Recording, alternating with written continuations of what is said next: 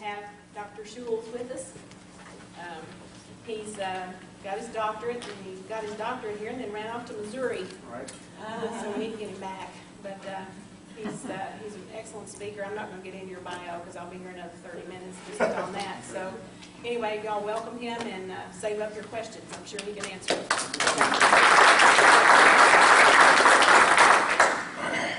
Turn this on. I think I'll speak loud enough, but just in case. Is this on? Thank you. Did I turn it on or did I turn it on? Oh. Just hold in the magic button. I gotta hold it. That's the problem. Is that better? All right. All right. Well, so I'm James Shuls. So I did get my doctorate here at the University of Arkansas. And I'm glad that Patsy mentioned the football game. I was reminded of an episode of The Simpsons. I don't know if any of you are Simpsons fans. But there was an episode that was the big game.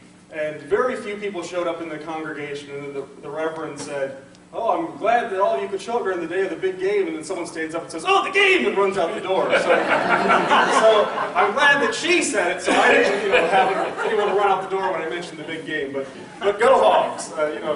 I am glad to be back. I am actually a Missouri native. I grew up just outside of St. Louis, and so I moved here just for 3 years to get my doctorate degree and moved back and took a job at the Show Me Institute. The Show Me Institute is a free market think tank. What I do is I conduct research, I write on topics typically from a free market perspective. We believe in less government, limited government, and more rights and liberties for the individual to make decisions for their lives. So a year ago I came and shared a bit about my story and about Common Core. I might touch on that, or about my story in math instruction. I might touch on that a little bit today, but the topic today is Common Core. And so the title that I gave to my talk is, "What is it and why should I care?" And I imagine that many of you already know quite a bit about the Common Core. You've heard about it. But there's a lot of misinformation out there on both sides. On the left side and the right side, there's a lot of misinformation. People saying things that aren't quite true or taking things that are true and extending them a little bit further than the truth. And so I think it's really important for us, if we're going to talk about the Common Core, we need to understand what it is. And so at the very basic level, the Common Core is just standards. It says what students should know at each grade level, kindergarten through 8th, and then through high school as well. So it says, in math, you need to know this at this grade. And these are only in math and language arts right now, in English language arts. So it says at each grade you need to know something. So here's an example from the first grade math. Express the length of an object as a whole number of length units by laying multiple copies of a shorter object, the length unit, end to end. Understand that the length measurement of an object is the number of same-sized length units that span it with no gaps or overlaps. Yeah, it's very clear, right? So this is a standard. It says what students should know. That standard, although it may be difficult to understand as you read it, or as you hear it, it's just saying that students need to understand non-standard measurement, right? You need to know that this table, if I lay a microphone end to end, I can say this table is as long as 6 microphones, whatever it is. So understanding non-standard measurement. So that's a standard, and that's what the Common Core standards are. The problem is that the standards, they have far-reaching implications. So the people who support the standards want us to view the standards with blinders on. And this has been the strategy, especially lately, with people who are supporters of the standards. They say, look at the standards, and ignore everything else that the standards have their hands in. So what I want to do today is look a little bit at the standards, but then look at the implications from those standards, because that is important. And this is a lot of where the debate is missing each other. So supporters, when they argue against people who are opposed to the Common Core, they say, look, these are just standards. We can all agree that we need to have good, strong, rigorous standards for our kids. Why are you opposed to that?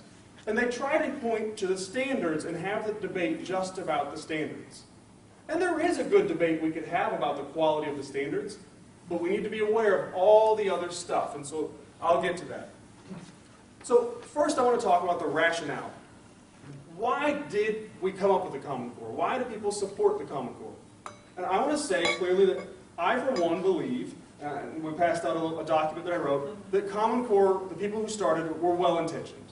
I personally don't believe that it was designed in a way to purposely dumb down education. I really do believe that people who started it had good intentions. They thought, this is what we need. I think they're just wrong. I think that they just have a very bad idea, and it's not going to work. So they think that we need rigorous standards. We need high academic learning standards. And when we set these high academic learning standards, students will rise to that level and will improve our education system. That's their logic. They also think that it's good to have a system of common standards. They talk about military families or mobile students, students who move from one state to the other, and they say, you know, it's not fair for a student in Joplin when he moves to Bentonville to be ahead or behind because the standards are different. And so we need a system of common standards so that kids can move and they won't be at a disadvantage. And so those are the real reasons that people promoted these. They said we need rigorous standards and it's good to have common standards. So what's the problem with that? Well, I'm going to list the problems and then I'm going to go through them a little bit more deeply. So there are problems in how the standards were developed, a lack of evidence for the standards. There are problems with the standards themselves, data collection, and the laws of local control. These are just some things that I notice as real problems with the Common Core state standards. So let me start with how they were developed. So these didn't just start this past year. This past year is when stuff has really heated up and people have really grabbed a hold of this issue. But this started, the real root of this was in 1965. President Johnson started the Elementary and Secondary Education Act. This is an act that has to be renewed every so often. You probably know the act as No Child Left Behind. No Child Left Behind was just the reauthorization of the Elementary and Secondary Education Act.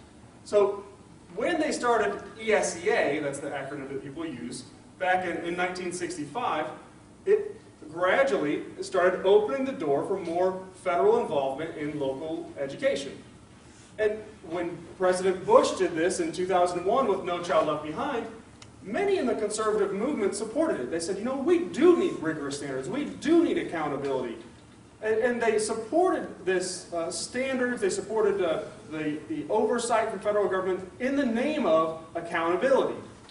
And there was a faction among conservatives and other groups that said, again, hey, there's a problem here. We're opening the door for more federal involvement. So in 2001, we passed No Child Left Behind. That has to be reauthorized every so often. We still haven't reauthorized it. We're supposed to. But because they didn't reauthorize it, it helped with the implementation or the adoption of Common Core. So in 2009, the National Governors Association, which the National Governors Association is a group of organized governors, basically. The governors have to pay tuition or dues to get into this. You should see how much they have to pay. I don't know how much it is, but your governor pays dues to get into the National Governors Association. And the state superintendents, or the state, the superintendent or commissioner of education, they pay to be a part of this group of superintendents called the Council of Chief State School Officers. So in 2009, they start coming up with this plan to create the Common Core state standards. They weren't called this at the time, but they said, you know, we need a system of common standards for the reasons I talked about. That the United States is struggling when we compare us to other countries around the world. And we need to improve our standards. We need to have consistent standards across the board. And so they started developing this plan back in 2009. Well, in 2009, you know, that was about the time of the economic collapse. Schools and states started hurting for money. And the federal government came up with this program called Race to the Top through the U.S. Department of Education. This is part of the stimulus program. Okay? So this is a $4.3 billion stimulus program. States are hurting for money. And so the federal government says, we have this program, and if you apply, you could win a bunch of money for your state. And so cash-strapped states said, okay, we'll apply.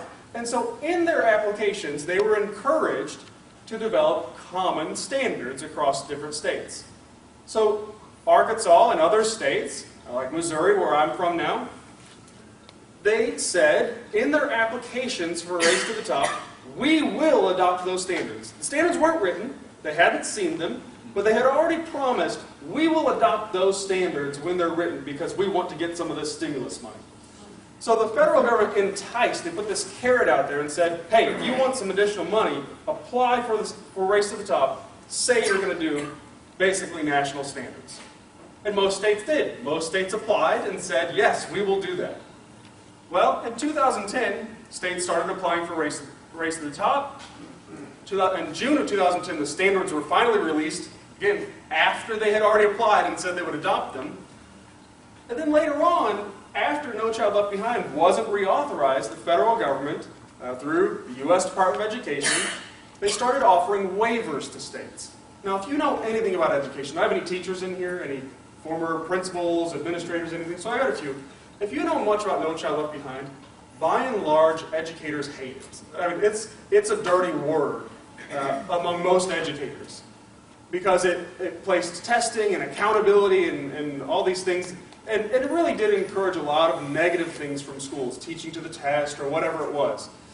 So under this waiver program, the U.S. Department of Education said, listen, states, if you agrees to some of these different things that we want you to do, we'll give you a waiver from No Child Left Behind. So you can not have to follow the law, and we're going to give you a waiver so that you can develop your own policies that we like and agree with. And again, they said among those policies that we want you to adopt, you should adopt common standards. You should adopt the Common Core. And so when states applied for these waivers, they all agreed, we will adopt the Common Core state standards. And so part of the problem with the Common Core state standards is how they were developed. They were developed through these national organizations of governors and chief state school officers, but they were heavily influenced by the federal government, and states were encouraged to adopt them by the federal government. Now, supporters of the standards will say, this was entirely a local process. This was created by the people, or I bet many of you had no idea what this was until fairly recently. This started years ago. So it's hard for me to believe that this was a locally created process rather than a top-down process. And I think when we look at the facts, yes, the program is not created by the federal government, but it was heavily influenced, and states were encouraged through sticks and carrots to adopt Common Core state standards. So there are real implications there in terms of even greater opening the door to federal involvement in our local schools. So it opens the door even further. If ESEA and No Child Left Behind open the door a crack, this basically throws the door, I think, wide open and allows for the federal government to have even greater control in what our students are learning and even greater control of our local schools. That's a real problem with the Common Core state standards. So about 46 states now have adopted the Common Core. So these are de facto national standards. There are very few states, Texas, Virginia, Nebraska, Montana, and Alaska, which haven't adopted the standards. Other states have been back and forth. They adopted them, and now they're saying, well, we might pull out. Maybe we won't do the testing. Yeah? Florida has just recently. Florida is so people are holding Florida up and saying Florida is backing out. Florida is waffling, I would say. I wouldn't say they've fully backed out, and they still plan on implementing the tests. So there's some back and forth there, and it's not clear to me which way Florida is going to go. But there are states that are starting to push back on this, and it's coming from grassroots pushing and saying, look, we have real issues with this, and it has to do with how the program was adopted. Now, this didn't go through state legislators, but in nearly every state, this was adopted by departments of education, state boards of education, and agreements were signed by governor's offices. So this wasn't voted upon by the legislature. I would imagine many of your legislators had no idea what this was. Now, I was in graduate school here whenever this was going on, and Sandy Stotsky, who's at the University of Arkansas, organized groups around the state. She organized groups of teachers to come to these public hearings and to get comments on the Common Core and to get teachers educated.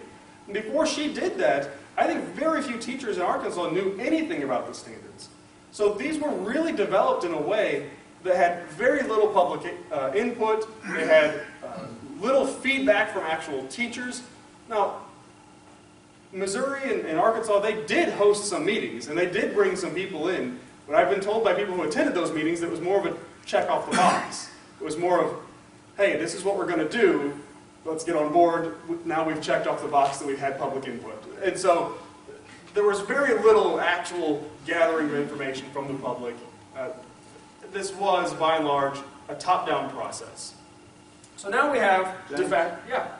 When you say Arkansas had meetings, are you referring to meetings prior to the one the Joint Education Committee had just a couple of months ago? Right, so a few years ago, the Arkansas Department of Education did have some small meetings. They brought in some, what they would call stakeholders, or those types of things.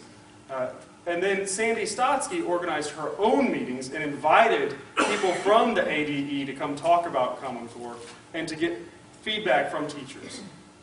But those meetings wouldn't have happened without Sandy Stotsky saying, we need to have these meetings and organizing them around the state. The meetings that ADE had, the Arkansas Department of Education, and in Missouri it's called DESE, our Department of Elementary and Secondary Education, really were small groups of people, and oftentimes were, many of you have been through campaigns like this with your local public schools or with whatever, where you bring in a group and you say, hey, this is what we're going to do, we need you to be on board with this. And it's not about getting input, it's more about saying, you know, we had a meeting, yeah, we checked that box, and we got input, but it was really us telling you what we're going to do. Most of us have seen some sort of meeting like that before. So, okay, so the first problem with standards is how they're developed. Really a top-down process, not a local process. This didn't come from the grassroots. Second problem is there's a lack of evidence. So the argument for the standards is that these are rigorous standards and they're going to raise the level of achievement in the United States, and we need that. Why aren't you for that? Why don't you want kids to be smart? I mean, what's wrong with you? Right, that's the argument. But there's a lack of evidence. So people who point to national standards and say national standards are good, they look at the rankings of countries. And so, you know, the United States is ranked here, and there are all these countries above us, and they say, look at these countries above us. All of these countries ranked above us, they have national standards. And we need to have national standards so we can be ranked higher. But what they don't look at is the countries that are ranked below us, which also have national standards, many of them. And so they selectively look at the evidence and say, look, they have national standards, we need that, ignoring the fact that national standards, the other countries have national standards, and it doesn't really make an impact on student achievement. People have already also looked at this at the state level. Someone from the Brookings Institution. The Brookings Institution is a center-left think tank. So they're not some far right-wing group like I'm considered by many. They're center-left. They looked at state standards, the rigor of the state standards, and how well states performed in what's called the NAEP, the National Assessment of Educational Progress. The NAEP is the best way to compare states. It's a test we've had for many years now, and it allows us to compare how one state is doing to another state. So they look at the rigor of the standards and how the states perform on the NAEP, and see that there's absolutely no relationship to having rigorous standards and your performance on standardized tests. Washington, D.C. is supposed to have really good, rigorous standards. Performance in Washington, D.C. is not so good. I mean, that's just one example, but there's really no evidence that standards themselves are going to improve education. But if you think about it, teachers are going to do in the classroom what they're going to do. You know, so how do you, let's think, you know, if standards are going to make an impact, how do you make them make an impact? You can't just write it on a paper and give it to teachers and say, here you go, and expect that, you know, miraculous things are going to happen. If you really want the standards to work, you have to put in place all kinds of forms of accountability. You have to make sure you have testing in place. You have to have teacher accountability. You have to have all kinds of controls in place to make sure that people are doing what they're supposed to be doing. And assuming your standards are good, then you might see some results. But the standards themselves are not going to lead to greater student achievement. There's no evidence that that's the case. And that's another problem with the Common Core. These weren't piloted. They weren't tested. They never ran any study to see if the standards were actually good and would improve achievement. it was sort of people sitting around a table and saying, you know, I think this would be a good idea. Let's write this down in the standards. And sure, they say that they're internationally benchmarked. That means they looked at what other countries were doing and pegged our standards to them. But there's no clear evidence at what level they were benchmarked, at how they were benchmarked. Basically, it was people sitting down and saying, we think this is what people should know at each grade. And I'm going to tell you, we have not discovered the one right progression of learning. Right? So we don't know for a fact that you must learn fractions in 3rd grade. If you learn it in 4th grade, that's bad. We don't know that you have to learn this in this grade and that in that grade. There's no one right progression of learning. And that's what standards, that's what this Common Core initiative says is the truth. It says, we know that you should learn this stuff at this age. We know that this is the right way. The fact of the matter is we don't know. There's more in education, and probably most of life, that we don't know than we do know. So the idea that we need these one standards to rule them all is just sort of a faulty mindset. So lack of evidence. So we have, this was not a grassroots initiative, it was top-down. We have a lack of evidence for even the why we should have standards.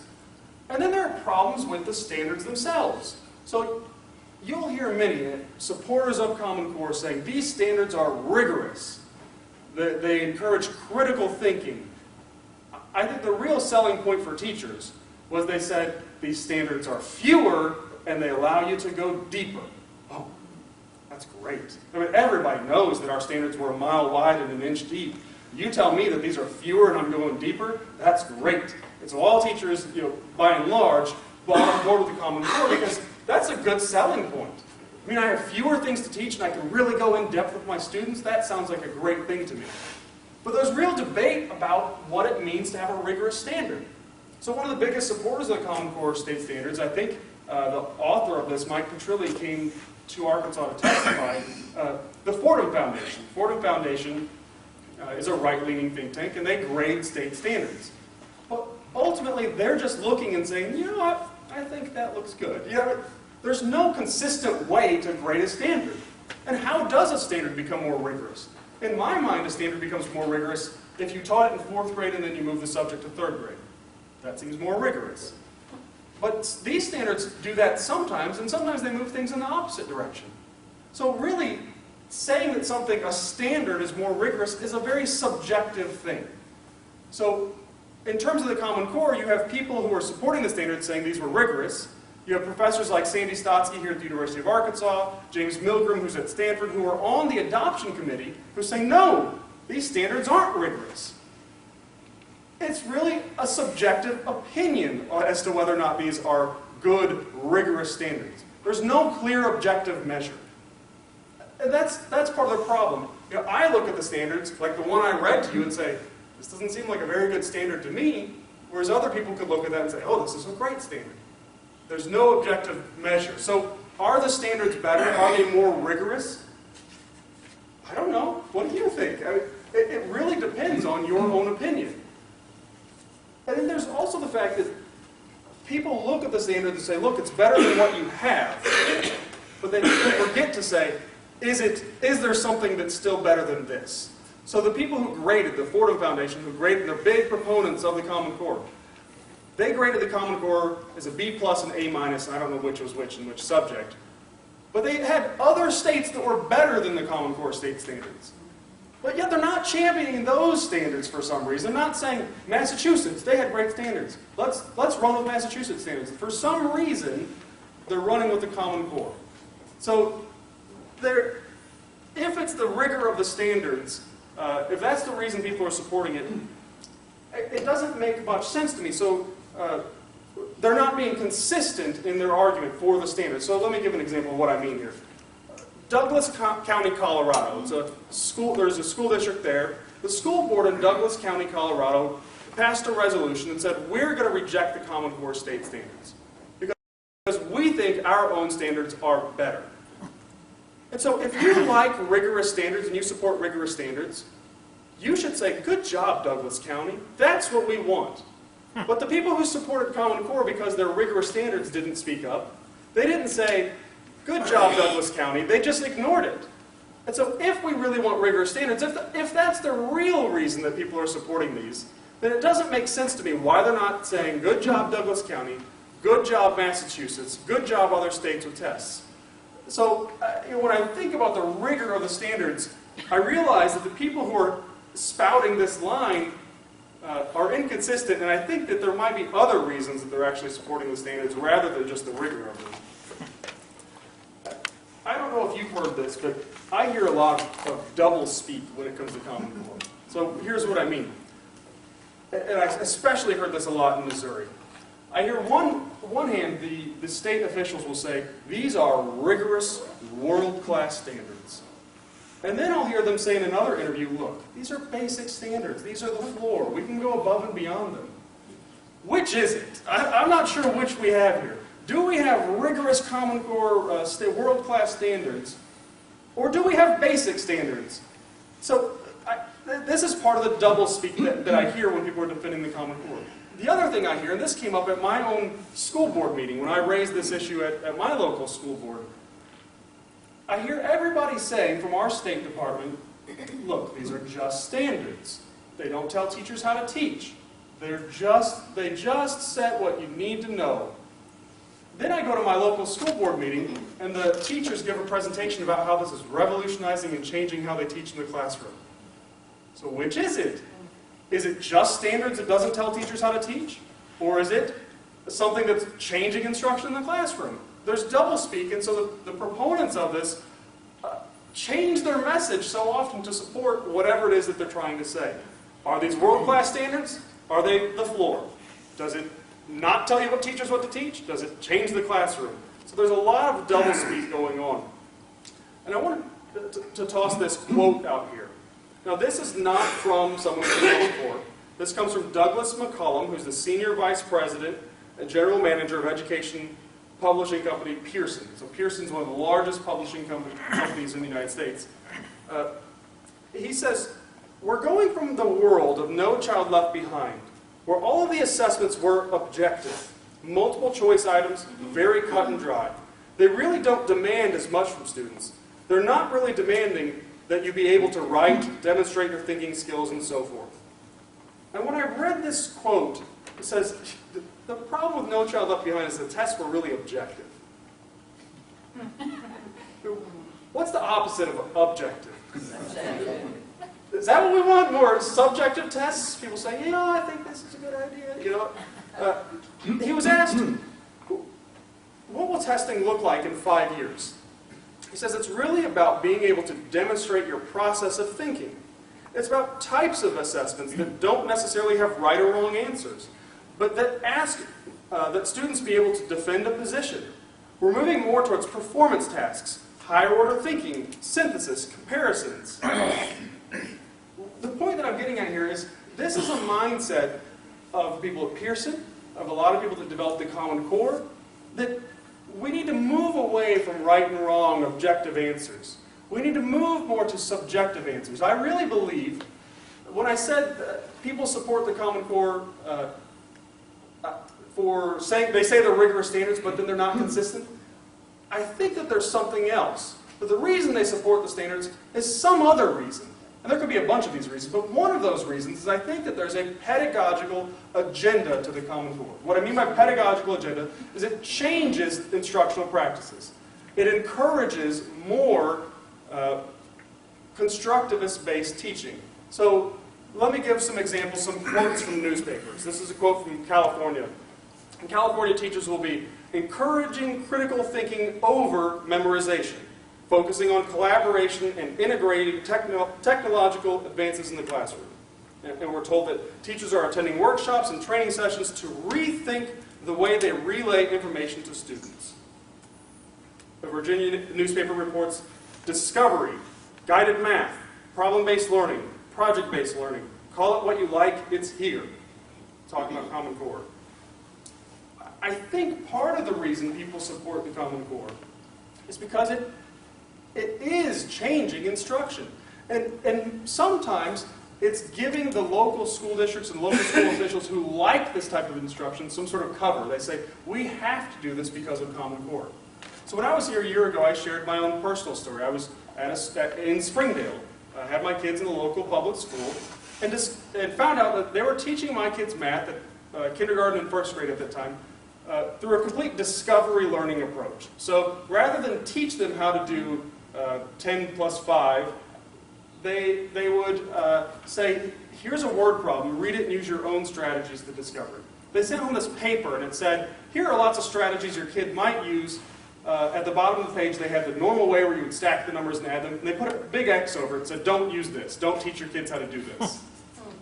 So I went and observed in the classrooms, and I sat in a first grade, a second grade, a third grade classroom. I met with a teacher, the assistant principal, the district math specialist, and said, look, I don't think the way you're teaching is effective. I don't like this.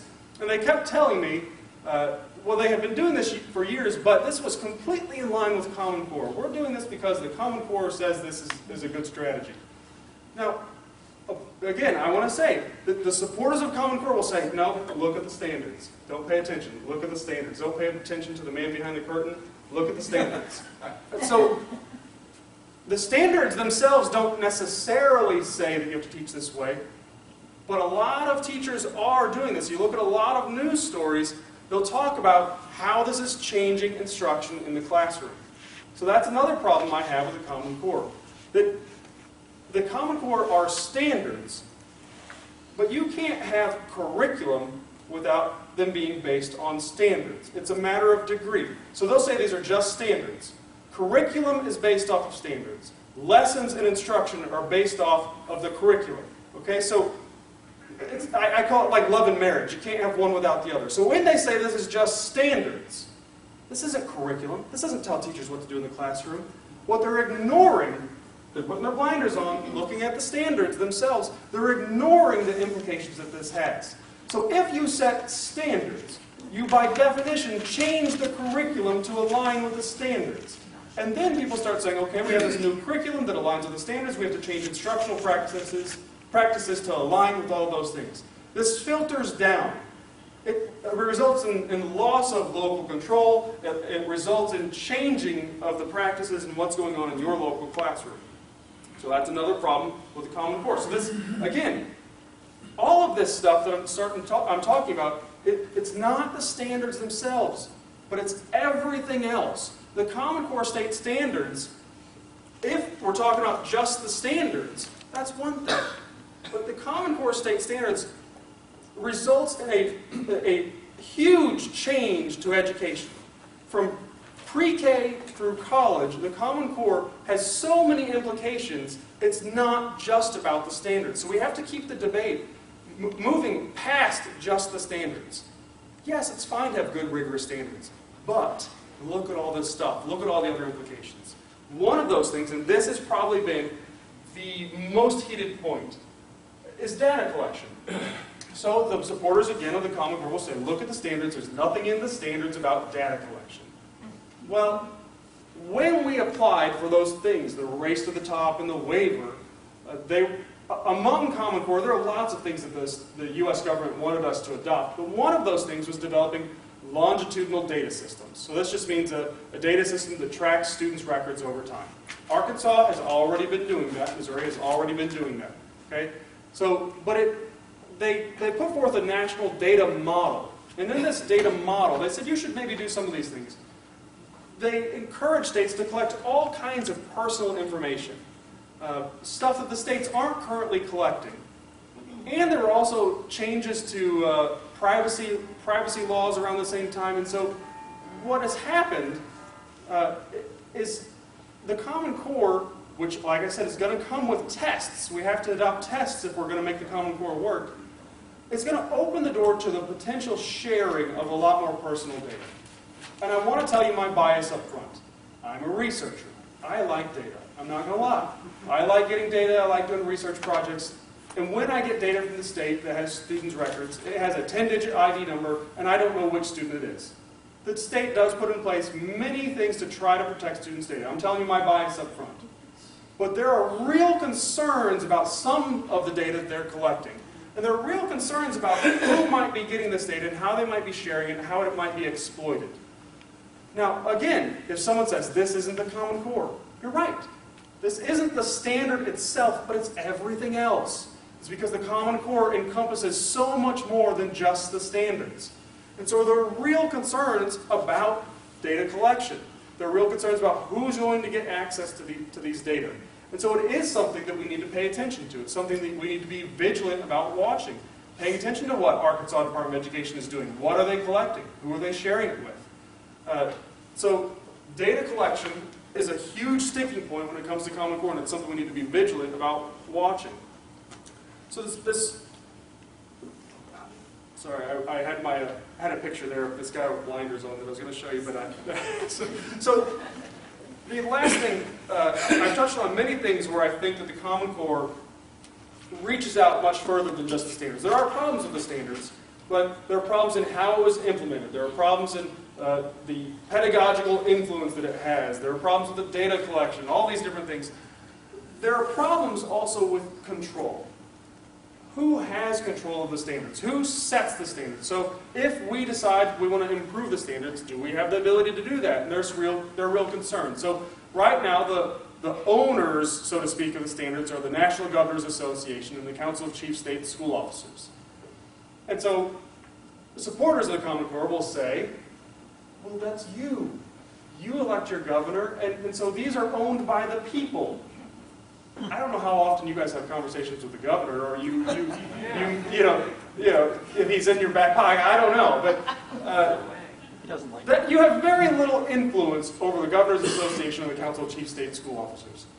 And the Arkansas Department of Education, if they want to change the standards, every state has the ability to add 15% more. Okay, so you can add more to the standards. Well, that sort of defeats the argument that they championed at the beginning. These are fewer and they're allowing you to go deeper, but we're going to add more. So the states can add more to them, but there are real questions about how do you change them. I mean, when Arkansas was in control of the standards, and many people say Arkansas standards weren't that good beforehand. Maybe they weren't. Again, subjective opinion. You at least had control. So now you have standards where you're not in control. The state is one of many states sitting at the table negotiating on how to change the standards, how to improve them, or make needed changes. So if the state is one of many, what does that mean for your local school board? What does that mean for you as an individual citizen? If you don't like something, you say, I don't think that this is the right way that they should be learning this. They shouldn't be learning this at this grade, or whatever it is. What say do you have? Very little influence. As I shared about my story at my kid's school, I was talking about trying to change a little bit of instruction at my kid's school. Couldn't get anyone to listen to me. And I'm a fairly educated parent. I'm a former teacher. My wife was a teacher at the district, in the district at that time. And we couldn't get the district to change anything for us. At the district. Now go a few more steps higher. Go to your state and to the federal government. What ability do you have as an individual citizen to exert any control over how the changes to the standards? Very little. This also invites more federal government control of the standards. So what's to stop them in the next race to the top, or the next waiver program, or the next whatever it is, from saying, all right, well, you already have these standards, well, now we think this is a good curriculum, or we think this is whatever it is. We're going to incentivize you to adopt something more. It invites greater federal control. So the whole process removes the step even further away from you, where you have less and less control over your local schools. So the point that I'm trying to make here is that it is fine to say, well, we like standards. It is fine to say that it's good to have rigorous standards. But also say, but not these standards, not the Common Core state standards. Maybe it's because you like different standards, or you would rather adopt Massachusetts standards, or whatever it is. The bottom line is that we can have standards, good, quality, rigorous standards, and not have them centrally imposed. Not have them come from the top down, not have them come and imposed through a roundabout way data collection or other types of things. You can have good, rigorous standards in a free market. So through choice, through competition, through one state or one school district or whatever it is, setting different standards and proving that those standards are better. What we lose in the Common Core is we lose the laboratory of innovation. We have everybody doing the same thing. And proponents of Common Core keep saying, hey, this is good. It's good to have everybody doing the same thing because we can learn from one another and there are benefits to this. If that's true, then the proponents of Common Core are helping teenagers out because they're making the argument, everybody's doing it, a good argument. All right, so that's the argument. Everybody's doing it. It's good. If they're successful, teenagers out there should be rejoicing. The thing is, we get a lot of benefit from competition, from innovation, from one group looking at another group and saying, hey, what are you doing there? How did you do this? How can we change to do something better? And we take for granted the standardization that can happen in a free market, in a choice society, in the marketplace. So you take for granted that you can go to McDonald's here in Rogers, Arkansas, and then go to McDonald's in New York and get a sandwich that's basically the exact same quality. Or maybe you like Ruth's Chris instead of McDonald's. You can go to Ruth's Chris, there's one in Bentonville, right? And get an excellent steak. Go to the Ruth's Chris in Florida and get one of the exact same quality because they've standardized their process. They have a standardized system. Now, we can have standards in a choice society, in a free market society. There are charter schools. There is a popular charter school in southeast Arkansas called KIPP. It stands for Knowledge is Power Program. It's one of the nation's largest charter school networks. And they have over 100 charter schools in a bunch of different states. And KIPP could have standards. And if you moved from Houston, Texas to Helena, Arkansas, you could get basically the same type of instruction through their standardized process. We can have standards and not have them centrally imposed. So I think that's key for us to understand. Just because you don't like Common Core doesn't mean you don't like standards. Doesn't mean you don't love children. You just think that we can do this better in a different way. The Common Core, I think, will not lead to improved student achievement. And it will bring about all kinds of other problems. The camel's nose under the tent for more federal involvement in our schools. So where do we go from here? What's next? I think it's, in the legislative session, you guys heard testimony about Common Core, and it's very unlikely that the Common Core is going to be repealed in most states. Some states may have better luck than others, but it's very unlikely. Because by and large, teachers' groups are in support. There are some hesitations over the testing that's coming with it, but by and large, most are in support. Because they've said, look at the standards, and they've just looked at the standards and not paid attention to all the other stuff. And some of them didn't even look at the standards. When I was a teacher, we didn't look at the standards that much. I'm just going to be honest with you. Well, my co-teacher said, hey, James, this is what we need to teach, and that's what I did. So it's really unlikely that full-scale repeal of Common Core state standards is going to happen, at least in the next year or two. So what steps do you do? How do you move forward? Well, you fight to make sure that you have the right to protect your personal privacy in the data collection, so that you can opt out of tests. Most states don't have a law that allow you to opt out of state tests if you don't want to take them. So if you decide, I don't want my kid to take the ACT-TAP or the other Arkansas tests, there's really nothing that protects your right to say that as far as I know. So fight for the right to opt out of tests, to protect your data. You know, as a researcher, I said I like data. But when I was at the university, we would have to write a plan, have it approved by the Institutional Review Board. And it was basically how to protect individual privacy and those types of things. And one of the things you always have to say is that if individuals want to opt out and pull their data out, they have the right to do so. So why don't parents have that right? If the school is collecting your information, why don't you have the right to pull your information or protect your data? Those are good, reasonable steps that the state could take. I want to mention that, so opt out of testing. Give individual school districts the ability to opt out of the Common Core. So if the federal government can issue waivers to states that circumvent the law, they have no legal authority to do this, but they can give waivers to circumvent the law, why can't states give waivers to individual districts that want to opt out? East Newton, Missouri just passed a resolution challenging Common Core. So East Newton, Missouri says, we don't want to do the Common Core state standards, but we have a better plan. This is what we want to do. And they can outline a good plan to put in place their own standards, their own form of accountability, allow them to do so. So allow individuals to opt out, allow schools to opt out. And I think the third thing you do is you expand choice. Because the only way standards work is it's called standards-based accountability. You have standards, and you have tests, and you have accountability systems that come with that. That's one form of accountability.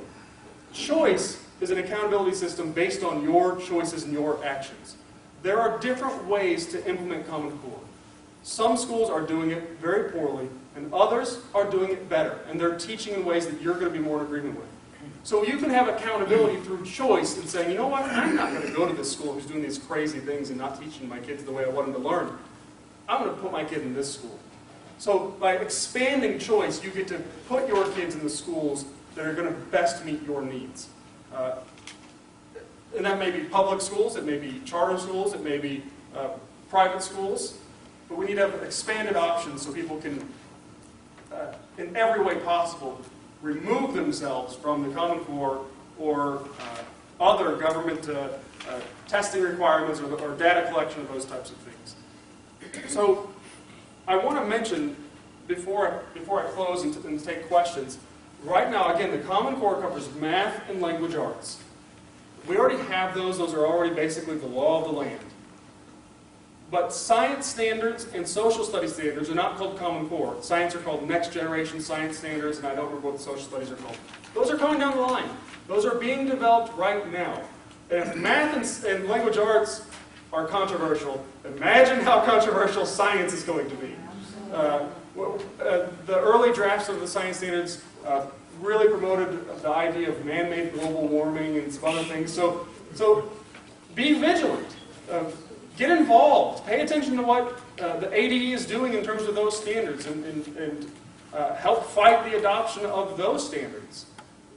Because if those come on board, it's even more involvement, even more federal involvement, more government involvement, less local control, and they're promoting even more things that you might not be personally in agreement with.